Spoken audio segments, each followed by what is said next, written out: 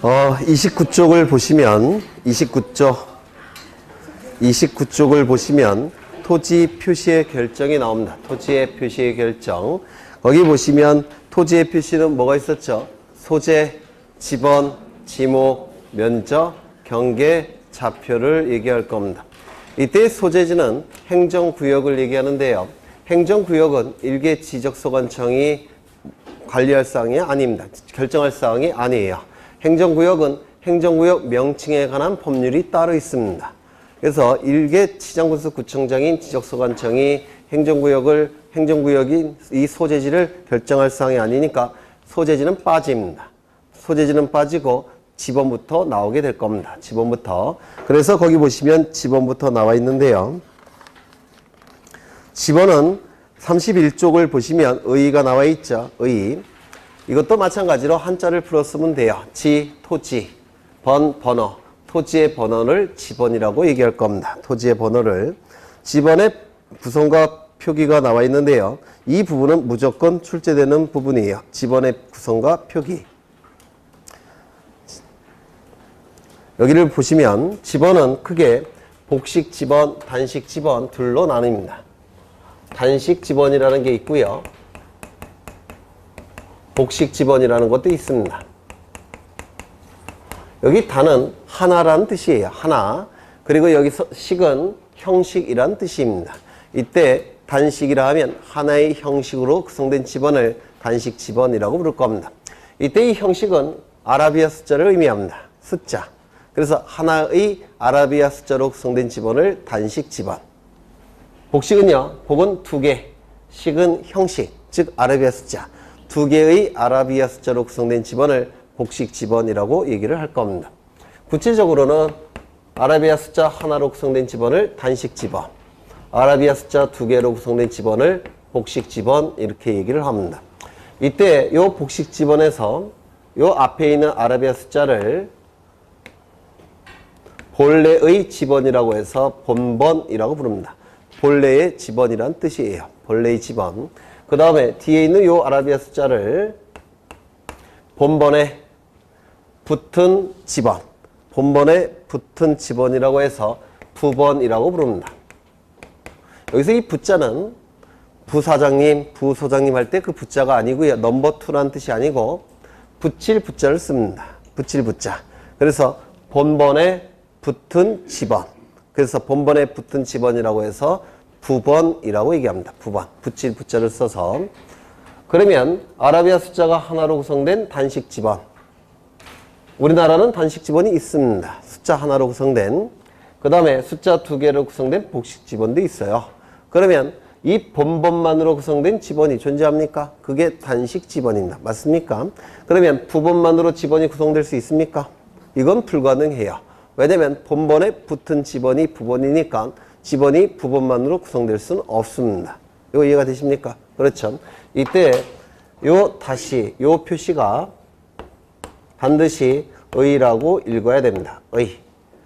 100-5라고 읽으시면 위법행위를 저지르신 거고 감옥에 갈 수도 있어요. 네. 그래서 100-5라고 읽으시면 틀린 겁니다. 100의 5라고만 읽어야 됩니다. 다 출제가 됐던 것들이에요. 그 다음에 지번은 임야대장과 임야도에 등록이 될 때는 요 아라비아 숫자 앞에 산자를 붙여야 됩니다. 아라비아 숫자 앞에 산자를 붙입니다. 임야대장, 임야도에 등록이 될 때는 아라비아 숫자 앞에 산자를 붙입니다. 토지대장과 임야대장에 따로따로 등록될 텐데요. 거래가 활발히 이루어지는 토지들, 그래서 효율성을 높일 필요가 있는 토지들은 토지대장 지적도에 등록이 되는 것이고, 거래가 잘 이루어지지 않는 토지들, 따라서 효율성을 높일 필요가 없는 토지들, 이런 것들은 임야대장, 임야도에 등록해서 관리를 합니다. 그래서 거래가 활발히 이루어지느냐에 따라서 등록되는 지적공부가 달라지게 돼요. 거래가 잘 이루어지지 않는 토지는 임야대장, 임야도에 등록이 되는데요. 임야대장, 임야도에 등록되는 지번은 반드시 앞에 뭘 붙여야 된다고요? 산자를. 뭐라고 출제하느냐면 여기 임자를 따서 임으로 출제합니다. 잘못된 겁니다. 임자를 붙이는 게 아니라 산자를 붙입니다. 요즘은 뭐도 출제하느냐면 임야대장, 임야도에 등록이 될 때는 아라비아 숫자 100 뒤에 산자를 붙인다. 이렇게도 출제를 합니다. 이것도 잘못된 거예요. 참 치사하죠. 아라비아 숫자 뒤에 붙이는 게 아니라 앞에 붙입니다. 산자를 붙입니다. 집어넣을. 네. 그런 내용들이 쭉 나오게 됩니다. 거기 1번, 그 다음에 2번 나와 있고요. 그 다음에 3번도 설명이 됐습니다. 그 다음에 4번은 나중에 보실 테고요. 넘어가겠습니다. 집원의 부여 방법이 나와 있는데 일단은 1번 북동기본법, 2번 북서기본법 두 가지만 기억하시면 되는데 먼저 북동은 북동쪽 이란 뜻이 되겠죠. 그 다음에 기는 이러한 기자를 쓰는데요. 이거는 일어날 기라는 한자예요. 그리고 시작한다는 뜻이 있습니다. 시작한다는 뜻. 그래서 북동기본법은 북동쪽에서 집원이 시작되는 방법이라는 뜻입니다. 반대말은 북서기본법이 될 겁니다. 북서기본법은 북서쪽에서 집원이 시작한다라는 뜻이에요. 북서쪽에서. 그래서 동서남북이 이렇게 있을 때 여기는 북쪽, 여기는 서쪽, 여기는 동쪽, 여기는 남쪽. 북동기본법은 북동쪽에서 집원이 이렇게 시작이 돼서 이쪽에서 끝납니다. 이렇게 집원이 부여돼요. 이러한 형태로. 이게 북동기본법이라고 부릅니다. 북동쪽에서 집원이 시작해서 어느 쪽에서 끝납니까? 남서쪽에서 끝나게 돼요. 북의 반대는 어디죠? 남. 동의 반대는 어디죠? 서. 그래서 남서쪽에서 끝난다. 이것도 여러 번 출제가 됐습니다. 그러면 이쪽 아래쪽은 여기가 북쪽, 여기가 서쪽, 여기가 동쪽, 여기 남쪽일 때 북서기본법은 북서쪽에서 집원이 시작해서 이렇게 끝납니다. 즉 1번, 2번, 3번 이런 식으로 부여가 돼요. 이걸 북서기본법이라고 부르는데요. 북의 반대쪽은 남쪽, 서의 반대쪽은 동쪽, 남동쪽에서 집원이 끝나는 방법을 뭐라고 얘기한다고요? 북서기본의 방식이라고 부릅니다.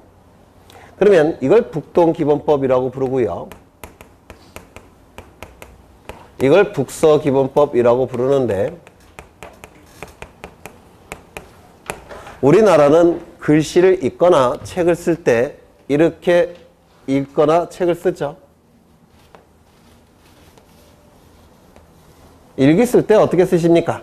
여기서부터 나는 이제 자야 되겠다. 이렇게 일기를 쓰지 않습니까? 그렇죠? 그러면 여기 동서남북을 이렇게 그려버리면 어디에서 시작을 합니까? 북서쪽에서. 글씨는 어디서 끝납니까? 이쪽에서. 맞습니까? 그래서 우리나라 같은 나라는 북서기본의 방식을 쓸 수밖에 없습니다. 그렇지 않습니까? 여기서 시작해서 여기서 끝나는 거 아닙니까? 이런 식으로. 우리나라는 북서기본의 방식을 쓸 수밖에 없습니다. 그런데 옆에 있는 중국이나 일본 같은 경우는 글씨를 이런 식으로 씁니다. 그렇죠? 한자 문어권은 글씨를 이런 식으로 쓰게 돼요. 여기서 시작해서 여기서 끝납니다. 동서남북을 따져보면 여기서 시작해서 여기서 끝납니다. 그러면 한자 문어권에서는 집원이 어떤 순서로 부여되겠습니까? 북동 기본의 방식으로 부여될 수밖에 없습니다. 맞습니까?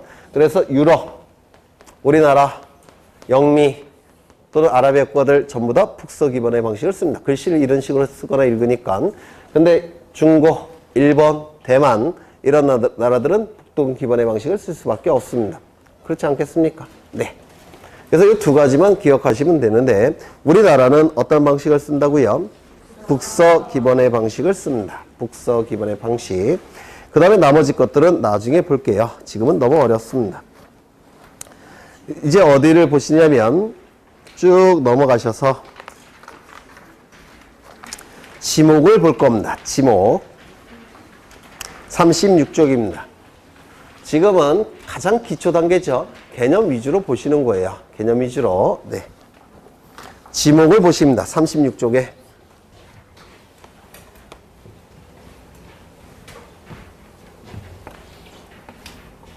이건 한필지 토지인데 한필지 토지에 관한 정보를 수집해서 지적 공부라는 공적인 장부에 토지의 표시에 관한 정보와 소유자에 관한 정보를 등록하고 그리고 관리하고 주권자인 국민에게 공시하는 제도, 이를 지적제도라고 얘기를 했습니다. 그렇죠? 이게 지적제도예요. 그런데 이 한필지 토지에 대해서 이 토지를 주된 용도에 따라서 28개로 구분합니다. 이를 지목이라고 불러요.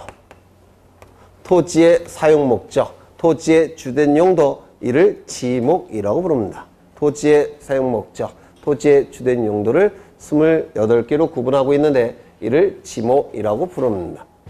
그러면 토지의 사용 목적, 토지의 주된 용도 28개만 있겠습니까?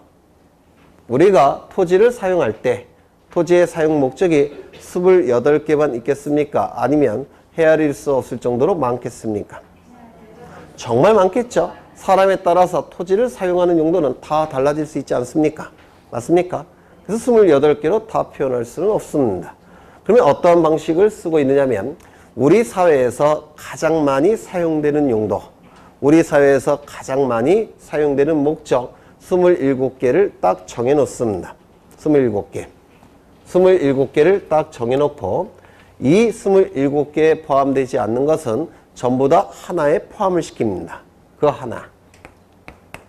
그러면 우리 사회에서 가장 많이 사용되는 용도, 목적은 여기에 다 있겠죠? 맞습니까? 그러면 27개를 제외한 나머지 것들은 전부 다 여기다 쑤셔 넣은 겁니다. 즉, 잡스러운 종류의 용도는 전부 다 여기다 쑤셔 넣은 겁니다. 잡종지.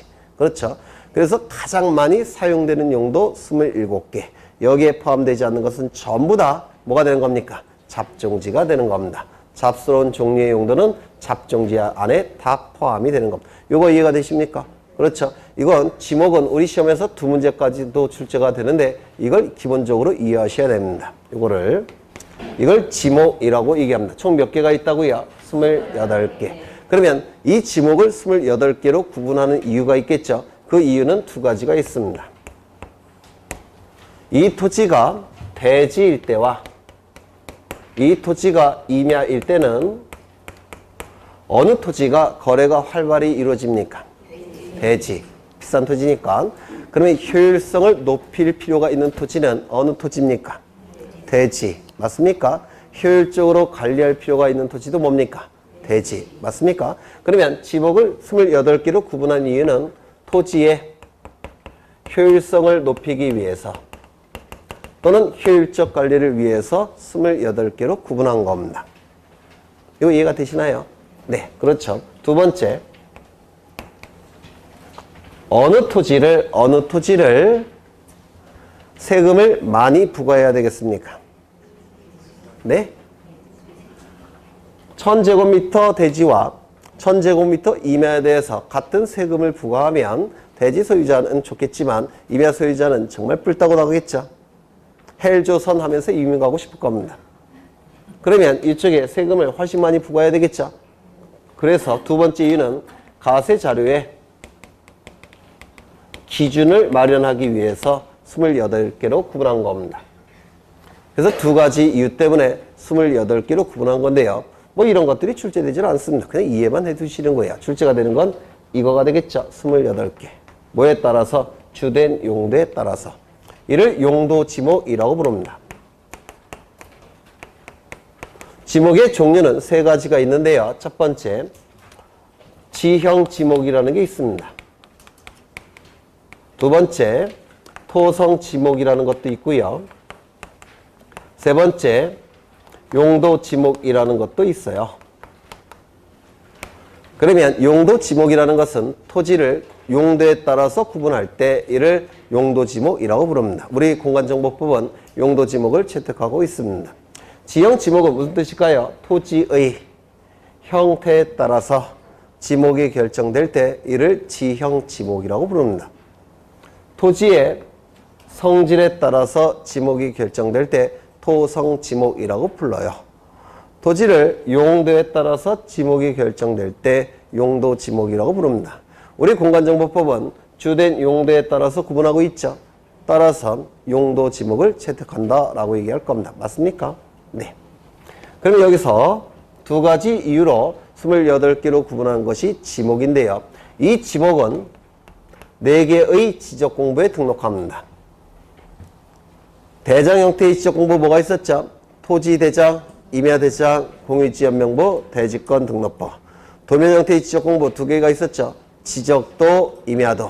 2가지 성격을 다 가지고 있는 경계점, 좌표, 등록부. 기억나십니까? 네, 이따가 다시 외우실 거예요.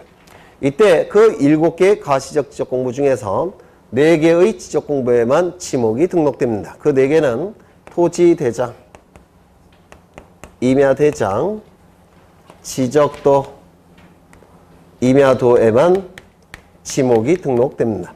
다른 지적 공부에는 등록되지 않습니다. 공유지연명부에 지목이 등록된다. OX, X. 대지권 등록부에 지목이 등록된다. OX, X. 경계점 좌표 등록부에 지목이 등록된다. OX, X. 4개만 등록이 됩니다. 외우시죠? 토지대장, 임야대장, 지적도, 임야도. 외우셔야 돼요. 여기서 토지대장과 임야대장은 그 7개의 가시적 지적 공부 중에서 가장 많은 내용을 담고 있는 가장 완전한 형태의 문자로 구성된 지적 공부입니다. 가장 많은 내용을 담고 있고 가장 완전한 내용을 담고 있는 가장 완전한 형태의 지적 공부가 바로 토지대장과 임야대장입니다. 이게 그러면 지목이 등록이 될 때도 가장 완전한 명칭인 정식 명칭으로 지목이 등록돼야 됩니다. 정식 명칭으로 지목이 등록돼야 돼요. 그러면 지목은 이런 게 있습니다. 학교 용지, 공장 용지, 철도, 주차장, 유지, 이러한 지목들이 존재하는데요. 이게 정식 명칭이에요. 토지대장과 임야대장은 어떻게 등록한다고요? 정식 명칭으로 등록합니다. 이유는 가장 완전한 형태의 지적 공부이기 때문에 그렇습니다. 되셨죠? 그런데 지적도와 임야도는 얘기가 달라집니다. 왜냐면 지적도, 임야도가 이렇게 존재할 때 지적도, 임야도 한 장 안에는 굉장히 많은 토지들이 등록되어 있습니다. 굉장히 많은 토지들이, 즉 수십 필지, 수백 필지가 등록되어 있어요. 그런데 여기다가 필지별로 지목을 정식 명칭으로 등록을 해버리면 도면이 지저분해집니다. 즉 공식 기능이 뚝 떨어져요. 그래서 여기다가는 정식 명칭으로 등록할 수가 없습니다. 공식 기능이 떨어지니까. 한 장 안에는 수십 필지가 등록되어 있는 상태고 그 필지별로 정식 명칭을 다 따로 등록하게 되면 공식 기능이 떨어지니까 정식 명칭으로 등록할 수는 없고 간략하게 부호로 등록해야 됩니다. 간략하게 공식 기능을 높이기 위해서. 그래서 여기서 등록할 때는 부호로 등록을 합니다. 부호를 만들어서 부호를 만드는 방법은 2가지가 있습니다. 첫 번째, 머리 글자를 따서 만드는 방법이 있고요. 두문자라고 얘기합니다. 첫 대가리 글자를 따서 만드는 방법. 여기서 첫 대가리는 학이겠죠. 여기는 공이겠죠. 이건 철이겠죠. 주, 유. 이렇게 맨 앞에 글자를 따서 부호를 만드는 방법이 있습니다. 그런데 28개의 지목의 앞대가리 글자를 따서 부호를 만들다 보니까 겹치는 것도 나올 수가 있겠죠. 유사한 것도 나올 수가 있겠죠. 그러면 그 부분은 어떻게 해야 되겠습니까? 다른 걸 따야 되겠죠. 그거는 2번째 글자를 땁니다. 차는 차남할 때 그 차자예요. 2번째라는 한자입니다. 그럼 여기서 2번째 뭡니까? 교. 여기는요, 장. 여기는 도. 여기는 차. 여기는 지가 될 겁니다. 2번째 글자는. 맞습니까? 이게 24개고요. 그 다음에 요게 4개입니다. 원칙은 두문자를 땄더니 4개가 겹치거나 아주 유사하더라는 겁니다. 그래서 그 4개는 2번째 글자를 따서 부호를 만듭니다. 그러면 그 4개가 뭐냐면 이겁니다. 차, 장, 천, 원. 이건 전부 다 2번째 글자를 따서 부호를 만든 겁니다. 외워두셔야 돼요. 차장천원. 차는 뭘까요? 주차장. 장은요, 공장 용지. 천은 하천, 원은 유원지. 이건 전부 다 두 번째 글자를 따서 만든 겁니다. 차장천원. 저 고등학교 다닐 때만 해도 차장이 계셨어요. 버스마다. 하늘색 유니폼 입고. 그 다음에요. 빵모자 쓰고. 그래서 승객들을 막 밀어놓고 버스 엉덩이 툭툭 치면서 오라이 이렇게 얘기했었는데, 이거 아시는 분은 제 연배일 테고 모르시는 분은 모르시는 분이 더 많을 것 같은데, 느낌이 차장 1,000원, 차장에게 1,000원 내고 오라이 이렇게 얘기해. 네. 외우셔야 돼요. 차장 1,000원, 차 주차장, 장 공장 용지, 천 하천, 원 유원지. 그러면 요 꼭 외우셔야 돼요. 여러분은 신뢰할 수가 없으니까 다시 한번 외우겠습니다. 네. 차, 장, 천, 원. 차, 주차장, 장, 공장, 용지, 천, 하천, 원, 유원지. 그러면 여기서 이 지금 6개를 제가 예를 들었는데, 먼저 학교 용지, 차장 1,000원 안에 있겠습니까? 없죠. 따라서 부호는 뭐겠습니까? 하. 공장 용지는 차장 1,000원에 있습니까? 있죠. 따라서 뭡니까? 부호가. 자, 철도는요. 부호가 철. 주차장은 차. 유지는 유. 그렇죠. 유원지, 유지. 전부 다 두 문자를 따봤더니 똑같이 유가 돼버리는 겁니다. 그래서 유원지는 두 번째 글자를 딴 거예요. 꼭 외워두셔야 됩니다. 다 출제가 되는 것들이에요. 다시 먼저 이 지목은 28개로 구분한다고 그랬죠. 우리 사회에서 가장 많이 사용되고 있는 토지의 용도 27개. 이 안에 포함되지 않는 건 전부 다 잡종지. 그렇죠. 지목은 4개의 지적공부에만 등록됩니다. 다른 데는 등록되지 않아요. 먼저 토지대장, 임야대장, 정식명칭, 지적도, 임야도, 부호. 그 다음에요. 부호를 만드는 방법은 24개는 두 문자, 4개는 차문자. 당연히 4개를 외워야 되겠죠. 28개, 4개 못 외웁니다. 4개를 외우셔야 할 거예요. 4개, 차, 장, 천, 원. 차, 주차장, 장, 공장, 용지, 천, 하천, 원, 유원지. 네, 그렇게 외우시면 돼요. 거기 39쪽을 보시면 지목의 의의가 나와 있고요. 읽어보시면 될 겁니다. 그 다음에 지목의 표기 한 페이지 넘겨보시면 표로 나와 있는데 차장 1,000원만 외우시면 돼요. 이게. 그 다음에 우측을 보시면 지목 설정의 원칙이 나와 있는데 이거 좀 보겠습니다. 지목 설정하는 원칙, 원리. 첫 번째, 일필일목의 원칙. 아까 말씀드렸죠. 한 필지가 지적공부에 등록이 될 때는 하나의 지목만 등록돼야 된다는 원칙이 일필일목의 원칙입니다.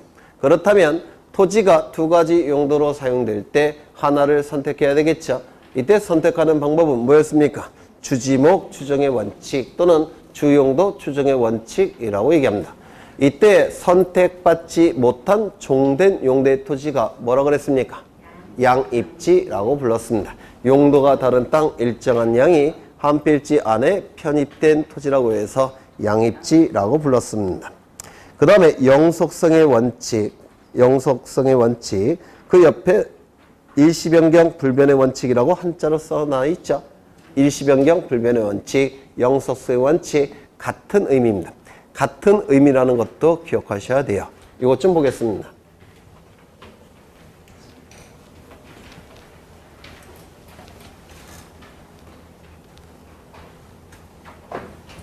지금 여기에 두 필지가 존재합니다.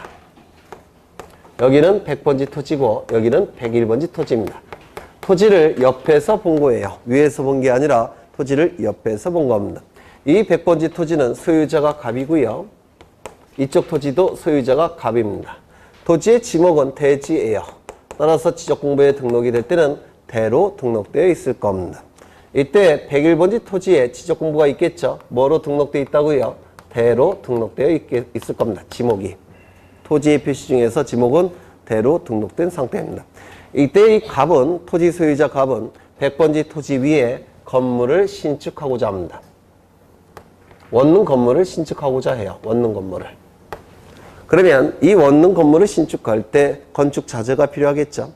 맞습니까? 건축 자재가 필요할 겁니다. 그러면 그 건축 자재를 쌓아놓는 공간이 필요할 겁니다. 건물을 짓기 위해서는. 다행히 인접 토지도 자신의 소유 토지니까 여기다가 건축 자재를 쌓아놓게 될 겁니다. 그러면 이 건축 자재를 쌓아놓을 때 이 토지의 용도는 뭐냐면 27개 없습니다. 건축 자재를 쌓아놓는 용도는 27개 지목 안에 없습니다. 뭐겠습니까? 잡종지가 되는 겁니다. 잡종지. 그런데 지금 이 건축 자재를 영구적으로 쌓아놓는 용도입니까? 건물이 완성이 되면 건축 자재 필요 없겠죠. 따라서 이 건축 자재로, 즉 잡종지로 용도가 바뀌는데 이거는 일시적이고 임시적인 용도 변경에 불과합니다. 맞습니까?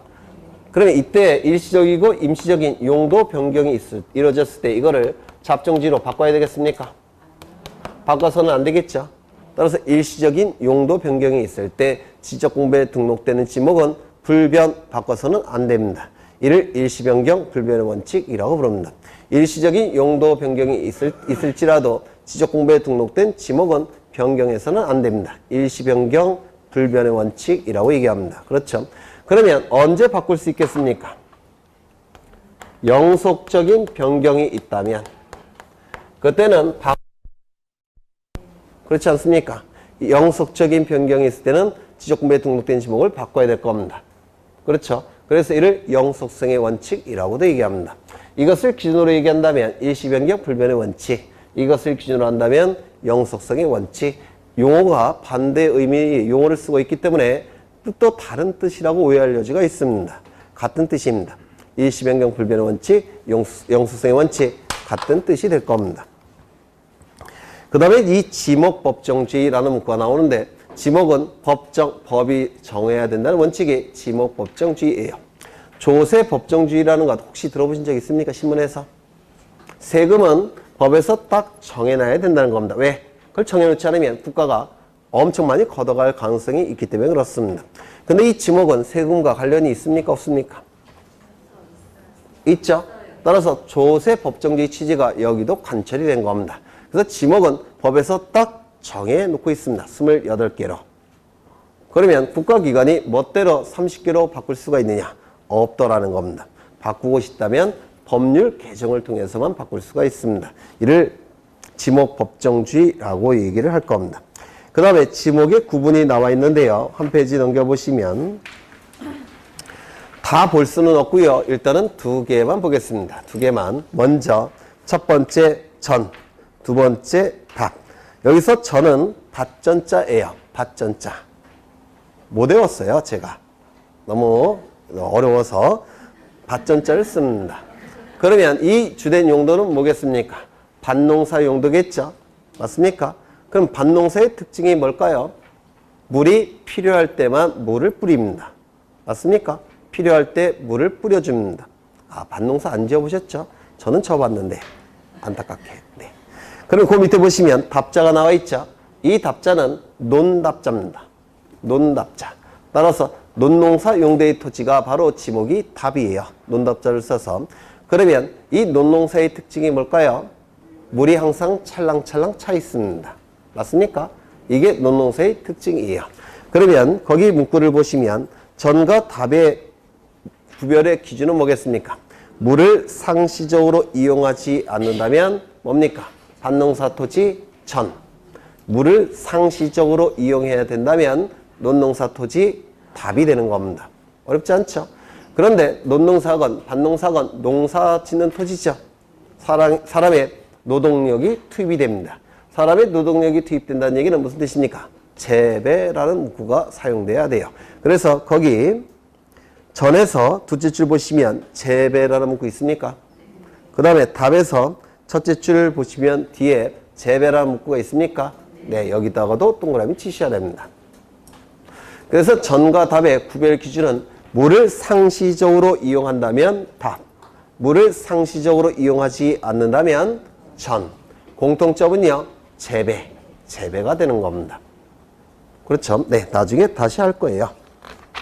가수원까지 볼까요? 가수원. 가수원을 보시면 가수원은 거기 핵심 문구가 집단적 재배입니다.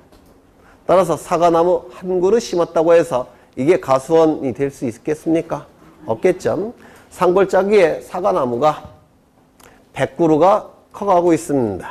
근데 자생하고 있어요.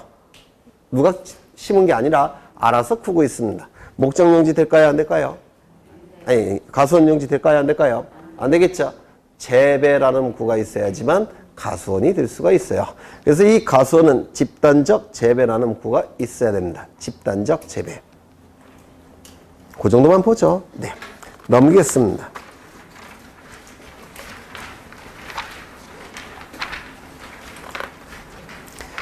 51쪽을 보시면 거기 28번에 잡종지가 나와 있죠. 잡종지. 잡스러운 종류의 토지. 잡종지. 즉 우리 사회에서 잘 사용되지 않는, 주로 사용되는 용도는 27개가 있다고 그랬죠. 그리고 잘 사용되지 않는 거. 그건 뭐라고 한다고요? 잡종지. 말씀드렸죠.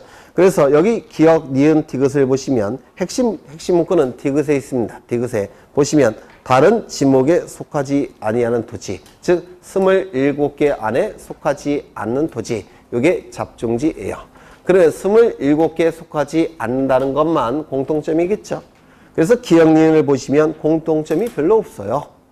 공통점은 하나입니다. 27개 안에 포함되지 않는 것, 그게 공통점이 되는 겁니다. 이걸 이해하셔야지만 이 지목을 공부하시기가 수월합니다. 그 정도 보시고요. 넘기겠습니다. 그 다음에 52쪽을 보시면 경계가 나오는데요. 경계.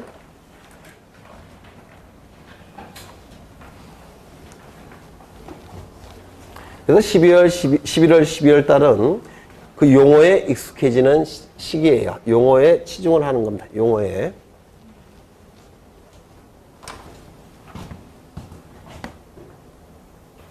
이건 토지를 옆에서 본 건데요. 여기는 100번지 토지고 101번지 토지입니다. 여기는 갑소유 토지고 이쪽은 을소유 토지예요. 그 다음에 갑과 을이 관계가 좋으면 뭐 그럴 수도 있겠지만 관계가 나쁠 때는 여기 담장 치는 경우도 있겠죠. 담장을 칠 겁니다. 맞습니까? 이게 담장이에요. 담장. 구조물이라고 얘기합니다. 담장, 구조물. 그렇죠. 그러면 이 두 필지 토지가 도면 위에 등록을 해야 되겠다는 겁니다. 도면 위에. 이건 지적도입니다. 그래서 두 필지 토지가 이렇게 등록되어 있다는 겁니다. 100번지, 101번지 이렇게 등록되게 될 겁니다. 이건 실제 지표상 토지를 얘기하는 것이고 이거는 지적도에 등록된 그림을 얘기하는 겁니다. 이걸 뭐라고 부르냐면 지표상의 경계라고 부릅니다.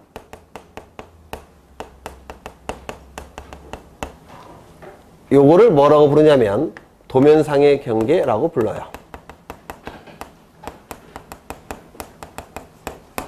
이 실제 토지 위의 담장, 구조물, 이 경계를 규율하는 법은요, 민법입니다. 민법을 이제 공부를 많이 하실 거예요. 민법의 상린관계에 관한 규정들이 이 지표상의 경계를 규율합니다. 민법의 상린관계에 관한 규정. 상린관계라는 것은 민법에서 아시겠지만 서로 상자에 이웃 닌자를 씁니다. 그래서 서로 이웃인 관계를 규율하는 법 규정이 민법에 들어가 있어요. 상린관계에 관한 규정이. 들어보신 적 있습니까?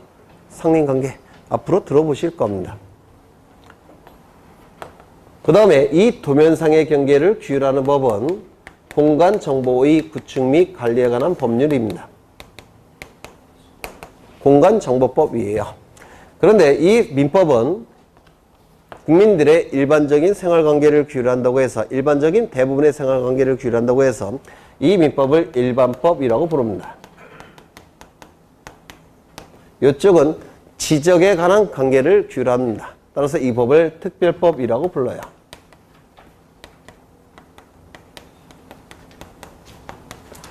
이때 이 경계와 이 경계가 제대로 일치한다면 문제가 없겠죠. 실제 지표상의 경계와 도면상의 경계가 일치한다면 문제가 없습니다. 아무 문제가 없어요.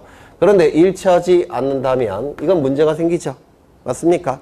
그러면 이건 공식 기능이 제대로 발휘가 안 되니까 공식 기능에 혼란이 발생하니까 일치를 시켜줘야 될 겁니다. 어느 것을 기준으로 어느 것을 바꿔줘야 될까요? 네? 혹시 이런 거 들어보셨습니까? 특별법 우선의 원칙. 이런 거 혹시 들어보셨습니까? 못 들어보셨어요? 일반 법과 특별법이 있을 때는 특별법이 우선적으로 적용이 돼요. 특별법이. 예를 들어서 뭐가 있을까? 사람을 패고서 귀중한 물건을, 귀중품을 이제 뺏었습니다. 일반법은 형법이에요. 그렇죠? 그 다음에 특별법은 특강법이라는 게 따로 있어요. 특강법. 뭐 강도에 관련된 법률. 어느 법이 적용이 될까요? 특강법이 적용이 되는 겁니다. 요게 괜히 얘기했다는 생각이 듭니다. 여하간 특별법 우선의 원칙이라는 게 행정법과 헌법에서 인정이 돼요. 그래서 이게 우선적으로 적용이 되는 겁니다. 요것이. 따라서 이것을 기준으로 해서 이걸 옮겨야 됩니다. 이걸 옮기는 거예요. 그런데 예외적으로 이것이 위조가 됐다든지 변조가 됐다든지 허위로 작성이 됐다는 특별한 사정이 있다면 무엇을 고쳐야 되겠습니까? 당연히 이걸 고쳐야 될 겁니다. 맞습니까? 원칙은 이쪽 법률이 우선이 되니까 저쪽을 고쳐야 되겠지만 예외적으로 이쪽을 고치는 경우도 있을 수가 있을 겁니다. 맞습니까? 그런데 지금 오늘 수업 시간은 부동산 공시법령이죠. 맞습니까? 공시법령은 공간정보법도 그 내용으로 하고 있죠. 그럼 제가 얘기하는 경계는 이쪽 경계를 얘기하겠습니까? 이쪽 경계를 얘기하겠습니까? 당연히 도면상의 경계를 얘기하는 겁니다. 이건 민법 선생님이 설명하실 테고 우리 공시법령은 이쪽 경계를 의미합니다. 그래서 공시법 시간에 경계라 하면 도면상의 경계를 의미할까요? 지표상의 경계를 의미할까요? 도면상의 경계를 의미하는 겁니다. 우리 시간에는 무조건 경계는 도면상의 경계를 의미하는 것이고 저쪽의 경계를 얘기하고 싶다면 앞에 지표상이라는 문구를 또는 실제라는 문구를 집어넣어야 될 겁니다. 이거 이해가 되십니까? 그래서 공간정보법상의 경계는 도면상의 경계를 의미합니다. 그럼 이 경계라는 것은 이쪽 경계를 의미하는 게 아니라 이쪽 경계를 의미하는데요. 이 경계는 요것도 경계겠지만 이것도 다 인접토지와 경계가 되겠죠. 맞습니까? 그렇죠. 그리고 이 경계와 경계가 만나는 점이 있을 텐데 이 경계와 경계가 만나는 점을 경계점이라고 불러요. 경계와 경계가 만나는 점, 경계점. 경계점, 경계점, 경계점, 경계점, 경계점이라고 부릅니다. 경계와 경계가 만나는 점을 경계점이라고 부릅니다. 그럼 이 경계점을 이용해서 경계의 개념을 다시 한번 정의를 내리면 이 경계는 경계점과 경계점을 이은 선이죠. 맞습니까? 그래서 이 경계는 경계점 간의 최단거리를 경계라고 부릅니다. 경계라 하면 경계점 간의 최단거리를 경계라고 부릅니다. 우리가 얘기하는 경계는 지표상의 경계를 의미하는 게 아니라 도면상의 경계를 얘기하는 거예요. 도면상의 경계는 경계점 간의 최단거리를 경계라고 얘기합니다. 그러면 만약에 이 도면 위에 경계가 이렇게 그려진다면 꾸불꾸불하게 그려진다면 이게 최단거리가 될 수 있습니까? 없겠죠. 최단거리는 여기가 팽팽해야 될 겁니다. 맞습니까? 따라서 도면상의 경계는 반드시 직선이어야 됩니다. 직선이어야만 됩니다. 이를 경계직선주의라고 얘기합니다. 이게 시험에 참 많이 나왔어요. 경계는 직선이어야 됩니다. 이를 경계직선주의라고 불러요. 실제 담장이 설치가 될 때는 꾸불꾸불하게 설치될 수 있죠. 하지만 도면 위에 그려질 때는 반드시 직선으로 그려져야 됩니다. 만약에 토지의 실제 모양이 원 형태라고 한다면 그림이 이렇게 그려져야 됩니다. 직선으로. 무슨 말인지 아시겠죠? 이걸 경계직선주의라고 얘기합니다. 그러면 여기서 직선은 선이죠.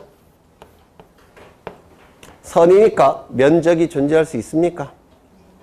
면적이 존재하기 위해서는 가로도 있어야 되고 세로도 있어야 되고 넓이가 있어야 되죠. 그런데 이 경계는 선이기 때문에 면적이 존재할 수 없습니다. 면적이 존재할 수 없기 때문에 쪼갤 수가 있습니까? 경계는 쪼갤 수가 없습니다. 즉 불가분합니다. 나눌 수가 없다는 뜻이에요. 이를 경계 불가분의 원칙이라고 부릅니다. 경계는 불가분, 나눌 수가 없습니다. 이런 것들이 이제 나오게 될 겁니다. 그래서 53쪽을 보시면 의가 나와 있는데 의를 읽어보시고요. 이 경계에는 경계점과 경계점 간을 이은 최단거리, 즉 직선이 된다는 거 좀 기억해 두십니다. 직선 꼭 기억해 두셔야 되고요. 나머지 것들은 나중에 다시 할 겁니다. 그 다음에 경계 설정에 관한 원칙이라고 나와 있는데 경계는 토지에 관한 정보죠. 맞습니까? 그러면 지적 국정주의 맥락상 경계도 국가가 정해야 되겠죠. 경계 국정주의, 경계 직선주의. 경계는 경계점 간의 최단거리를 의미하기 때문에 직선이 될 수밖에 없다고 했고요.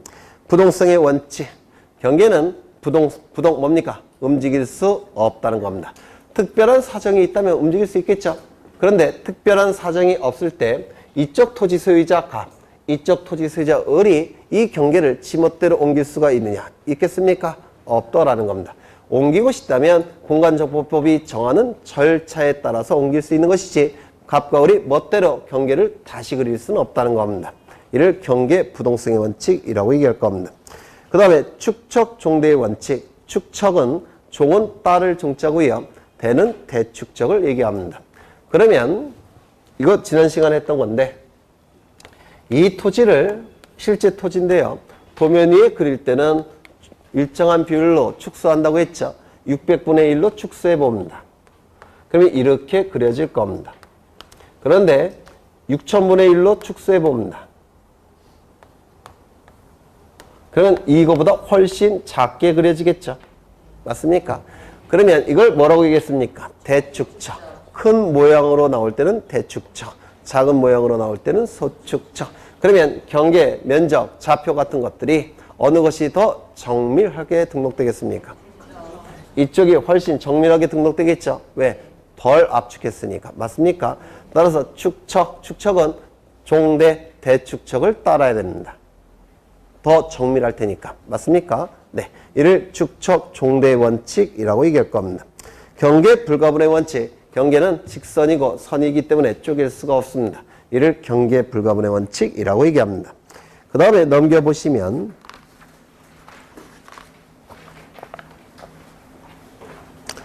경계 설정 기준이 나오는데 경계 설정 기준 이것도 시험에 단골로 출제되는 부분이에요. 시험에 이것 좀 보겠습니다. 먼저 책을 좀 보죠.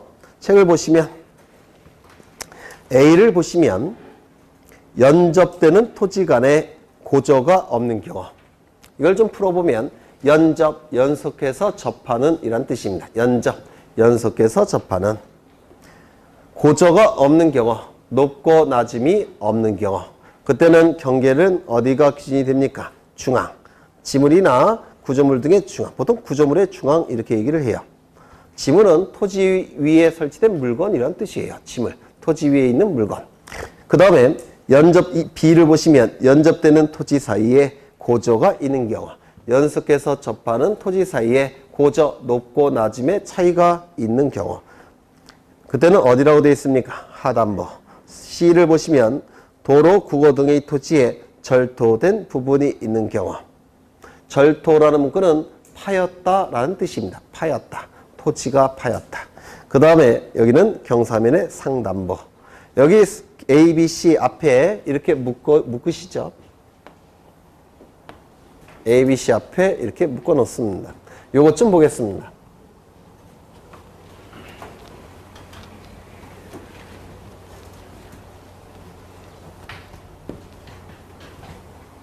토지가 이렇게 존재합니다. 여기는 100번지 토지고 갑소유 토지입니다. 이쪽은 101번지 토지고 을소유 토지예요. 그리고 여기에 담장이 이렇게 있더라는 겁니다. 구조물이. 이 두 필지 토지가 도면 위에 그려지게 될 겁니다. 지적도나 임야도에 그려지게 될 겁니다. 이쪽은 100번지, 이쪽은 101번지. 그러면 이 지표상의 경계가 도면 위 경계로 그려져야 되겠죠. 물론 측량을 통해서 그리게 될 겁니다. 그릴 때 여기 보시면 여기가 넓죠? 넓습니다. 따라서 여기를 기준으로 해서 여기 그려야 될지 1번. 여기를 기준으로 해서 여기에 그려야 될지, 여기를 기준으로 해서 여기에 그려야 될지, 그게 문제가 되더라는 겁니다. 문제 되겠죠? 네. 어디를 기준으로 그려야 될까요? 2번이 될 겁니다. 근데 왜 2번이 될 수밖에 없느냐면 민법의 상린관계에 관한 규정 중에서 이 담장은 갑이 2분의 1, 을이 2분의 1 이렇게 소유한다라고 규정되어 있습니다. 갑 2분의 1, 을 2분의 1 이를 공유한다라고 얘기를 해요. 이 공유라는 개념은요 상당히 어려운 개념인데 민법에서 하실 거예요. 지금은 그냥 들어만 두십니다. 나중에 민법에서 하시니까 네, 좀 어렵습니다. 공유라는 개념이. 그러면 어디를 기준으로 여기다 그리는 것이 가장 그나마 합리적일까요? 네? 어디를 기준으로 그리는 것이 가장 합리적이겠습니까? 1, 2, 3번 중에서 2번이 되는 겁니다. 그래서 2번을 기준으로 해서 여기다 그려 넣는 겁니다. 그런데 만약에 이 구조물이 갑소유라고 한다면 어디를 기준으로 그리는 것이 합리적일까요? 이게 왜 갑소유가 되냐면 갑이 설치했다는 뜻이에요. 갑이 설치했으니까 이 부분이 자신의 토지니까 갑이 여기다 설치할 수 있었던 거죠. 만약에 이 부분이 을소유라고 한다면 갑이 설치할 수 있겠습니까? 허락을 받지 못하면 설치 못하겠죠. 따라서 이 구조물이 갑소유라는 얘기는 여기가 갑소유 토지라는 뜻이에요. 그럼 어디를 기준으로 그릴 수밖에 없습니까? 3번. 이렇게 그려야 될 겁니다. 맞습니까? 그럼 만약에 을소유라고 한다면 어디를 기준으로 그려야 되겠습니까? 1번. 여기를 기준으로 그려야 될 겁니다. 이거를 뭐라고 표현하냐면 구조물의 소유권에 따라 구조물의 소유권에 따라 경계가 결정되는 경우도 있더라는 겁니다. 이거 이해가 되십니까? 원칙은 이게 원칙이니까 원칙은 어디라고요? 중앙.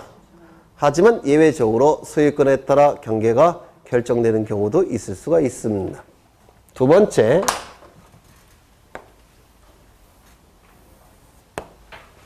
이쪽은 100번지 토지 갑소유, 이쪽은 101번지 토지 을소유.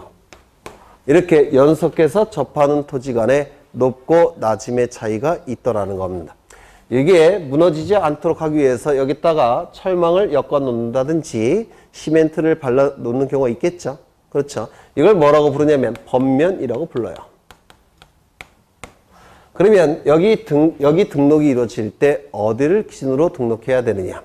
이때는 어디를 기준으로 해서 경계가 결정될까요? 하단부. 이유는요,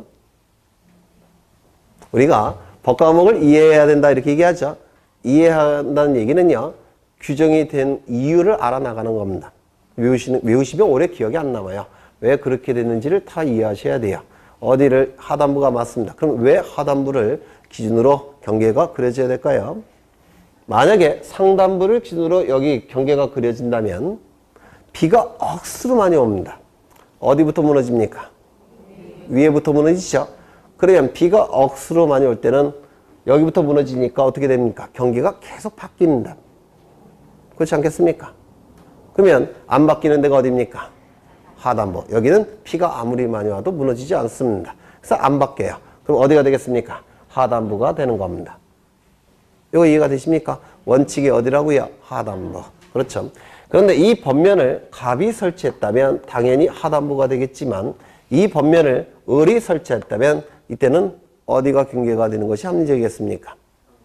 상단부. 맞습니까? 요만큼은 갑이 설치했고 절반은 을이 설치했다면 어디가 경계가 되는 게 합리적이겠습니까? 가운데. 맞습니까?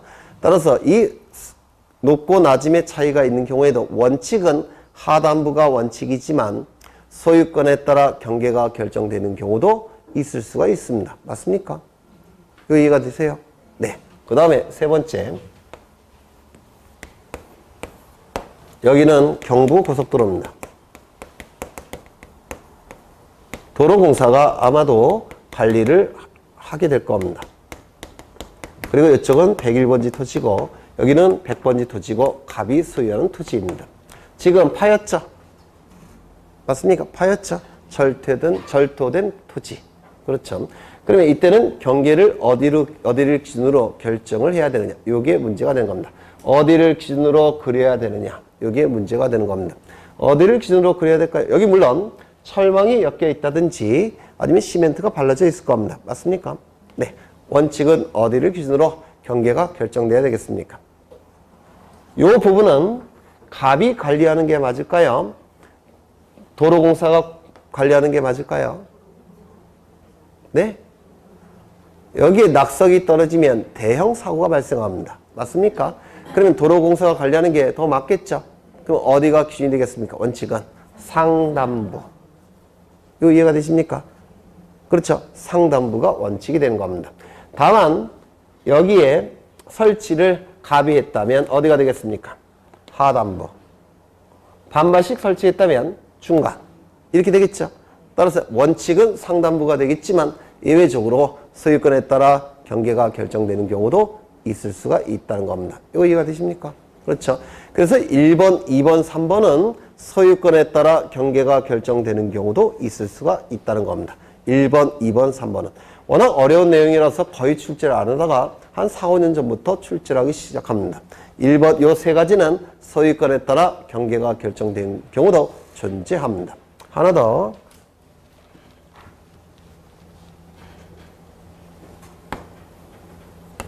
여기는 해안가인데요. 여기는 밀물대. 여기는 썰물대. 이거를 최대 만조위라고 부릅니다. 그러면 토지와 바다의 경계는 어디가 되느냐? 토지와 바다의 경계. 어디가 되는 게 여기가 될까요? 여기가 될까요? 밀물대, 썰물대. 만약에 여기가 여기를 기준으로 경계가 그려진다면 밀물대와 썰물대가 어떻게 됩니까? 이 부분은. 네, 밀물대는 바다가 됐다가, 썰물대는 토지가 됐다가, 밀물대는 바다가 됐다가, 그렇게 돼버리죠. 이걸 막기 위해서 어디를 기준으로 경계가 결정될까요? 여기. 이를 최대 만조위라고 부릅니다. 따라서 최대 만조위 선을 기준으로 경계가 결정이 됩니다. 이때 이 부분을 뭐라고 부르냐면 갯벌이라고 부릅니다.